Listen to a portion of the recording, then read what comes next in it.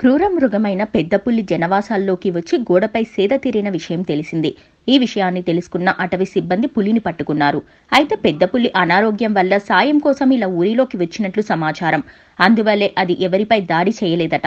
అటవీ అధికారులు సైతం పిల్లిని పట్టినట్లు పెద్ద పులిని పట్టేసి వైద్యం కోసం పశు వైద్యులను సంప్రదించినట్లు తెలుస్తుంది. ఈ వీడియో వైరల్ అవుతుంది.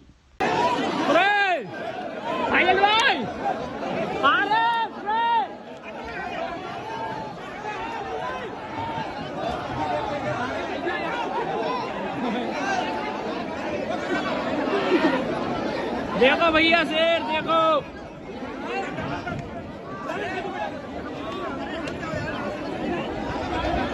सारे खाली नौटंकी करते हैं।